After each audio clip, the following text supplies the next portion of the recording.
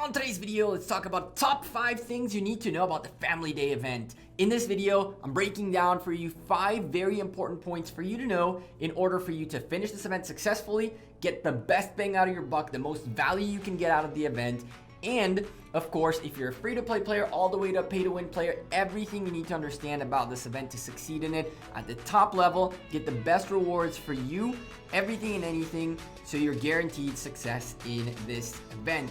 So sit back, drop a like on the video.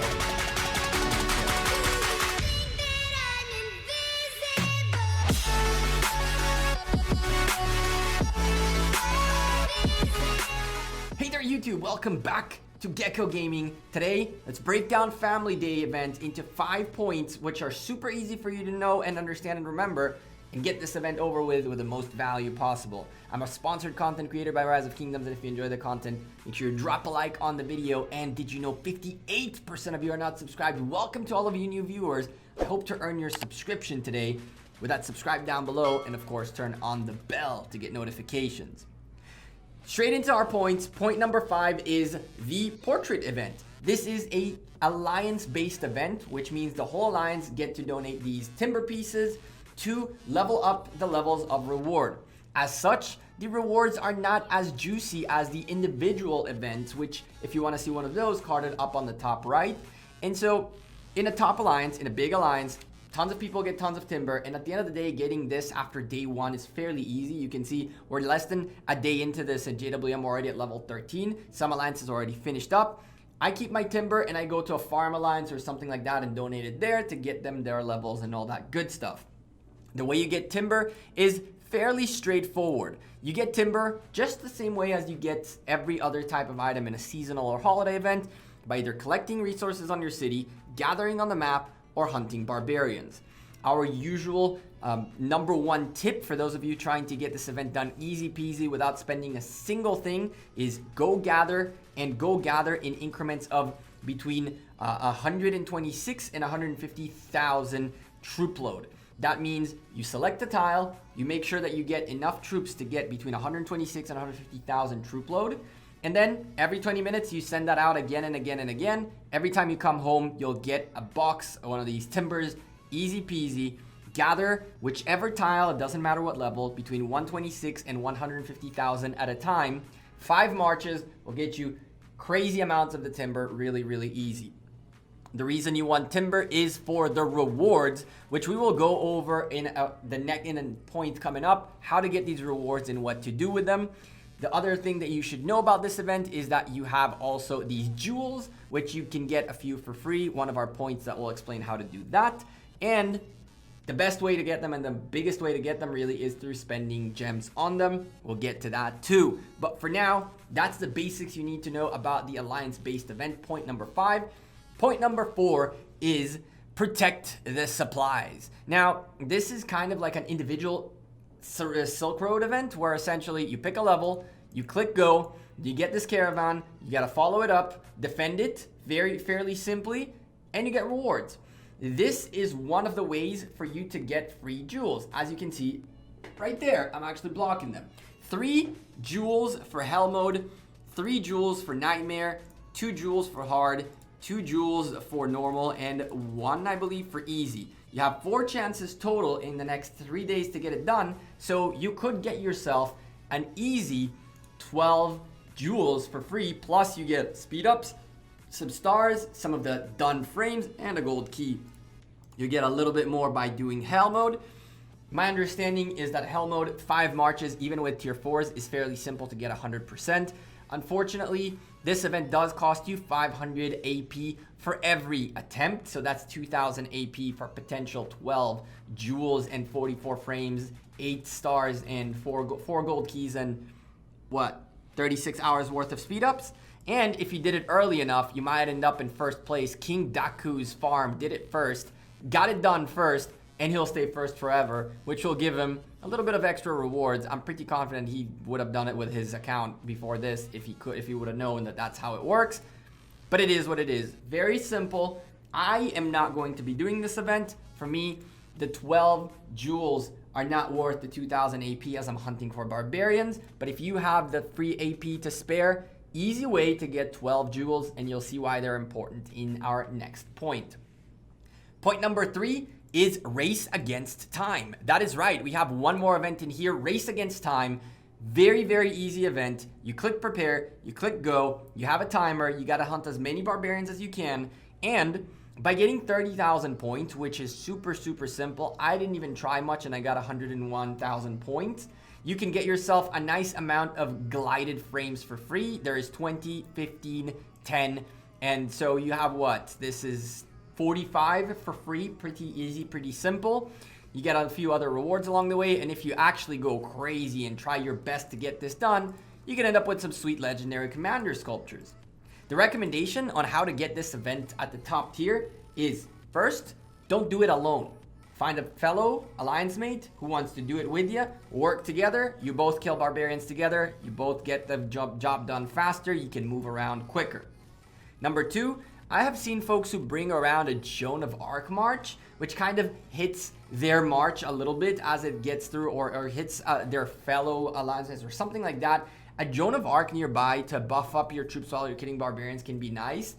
You don't necessarily need it, quite frankly. That Joan of Arc was just like an overkill. Hunting with a friend, super easy. You'll get to the top fairly quickly, and if you notice, a few folks have very similar scores in here. They hunted together. I believe a couple of these guys hunted together, and that's how you get your sweet points. I mean, unfortunately, some had a little bit more points than others. Hunting together is usually really, really helpful in race against time. That's if you're trying to go for top scores, but then again, someone else is coming up with you too. Keep that in mind. That was point number 3. Let's get to point number 2, which is the important one. You need to get yourself the jewels in order to be able to get the rewards. As you can see, you need 10 jewels for legendary sculptures, and you're gonna need 100 jewels for the permanent skin. How do you get these for free? There are ways to get them for free. Unfortunately, you'll not be able to get 100 for free, but you're definitely able to get a few for free by, first and foremost, making sure you log in every single day. By doing these daily quests, you'll get essentially 10 of these for free in here. For the record, this type of event, as I mentioned, is a alliance-based event, which is a full week. In this full week, you have a lot of these different types of little quests you can get done for extra rewards and extra frames. That's how you can get those as well.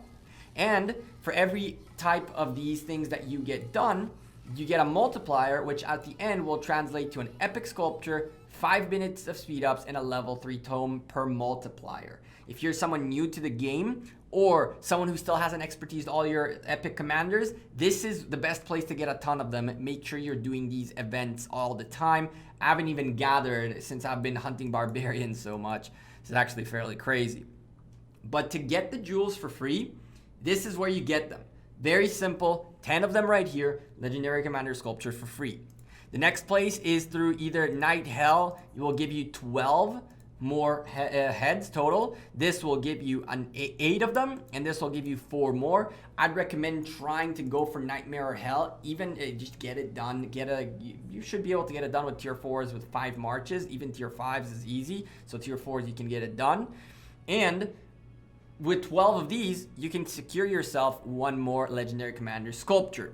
But from there, things get a little bit tougher. And we're going to talk about the final point, which is rewards and how to maximize your efficiency and intertwine all this in that point right there. So the way you get 22 free jewels as of right now is from here and from Protect the Supplies. Finally, the last point, the number 1 point you need to know, which are the rewards, whether they're worth it, how to approach them, how to spend, and all that good stuff.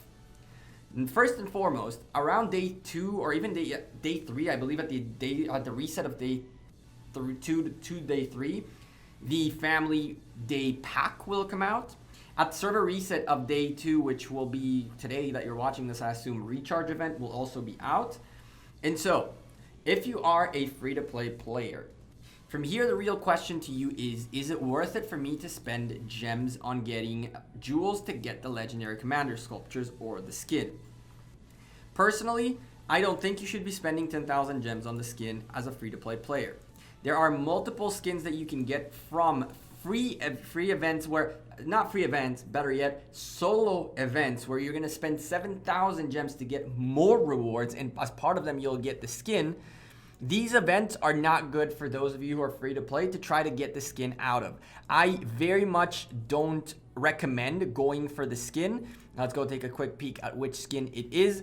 And even though the stats on it might be very good and it might be the type of troop that you're looking for, King's Cottage, you can very easily get a similar, if not the same type of rewards, 5% infantry defense, from a different event in the future that will be more beneficial for you and cheaper to get done. If you go take a quick peek, there's an infantry health, which we got out of a solo event. And I'm sure there's an infantry defense and archer health. I believe this is infantry defense and archer attack and cavalry attack. But you can see right here, I believe Hidden Lotus was from Divine Inheritance and Lucerne Scroll, so that's not necessarily good. Bottom line, infantry defense from a first anniversary event. This was a free event as well. You can get the same types of stats multiple times. So don't spend your 10,000 gems on a 5% skin. Wait for a seasonal event that is a solo seasonal event that costs 7,000 gems, in which you'll get a lot of gold heads and all that for the 7,000 gems and the skin too. Do not spend your gems on that. If you're someone who has the gems to do it and collect skins like I do, go wild. The next question is Legendary Commander Sculptures. Are they worth it? A 10 jewels per head, that's 1,000 gems per Legendary Commander Sculpture. You can get better value out of spinning a wheel all the way to the extra reward levels, either 10, 25, 45, 60, 100, whatever wheel you're spinning. Or you can get better value out of Card King too, because Card King, so long as you're only going for the skin and that's for the Legendary Commanders and that's it, you might not spend 3,000 gems for 3 heads. Sometimes you'll manage to save like 300, 600, 1,200 gems, and so it'll be a little bit cheaper. However, if you are in need of Legendary Commander Sculptures, if you're close to getting a commander done and you want to get him done and move on, 1,000 gems for a sculpture is not the worst price out there. It's definitely better than the VIP shop, and it's a very good level in which you can get sculptures at. Personally, my goals are the permanent skin, the decoration, and then we'll see how many Legendary Commander Sculptures I end up getting by spending gems. We'll do that probably on stream sometime, maybe on Wednesday's stream. If not Wednesday, definitely on Saturday's stream coming up. 4 p.m. UTC is when we stream. So should you get these? I don't think as a free-to-play player you should get this. I think that you could go for a few of these. You shouldn't have to go for all 30. If you're someone who spends money, here comes another thing. In the seasonal packs, you get also jewels, and you're going to get a good amount of jewels out of them. So I wouldn't spend your gems on jewels until you're done spending your money on packs. First, spend your money on packs, and only then spend the rest on jewels through gems. Keep in mind, Recharge Rewards is coming up, and you want to make sure you pace your buying so that you buy in 5 different days the certain amount that you need to unlock 30 extra Commander Sculptures. If you do all of this correctly and you have everything ready to go, you can score 60 Legendary Commander Sculptures at ease without a problem from Recharge Rewards. And this, if you do the race against time correctly, you'll end up with 20 more. So you could very easily end up with 80 Legendary Commander Sculptures out of this one event, which is really cool. Once you have a ton of these frames and you don't know what to do with them beyond that, I'd get the decoration for the achievements. I would not mind getting gold keys just to get the gold keys for Legendary Commanders that you're trying to open from there. And from there, you have your resources, which you can exchange as many as you want, really.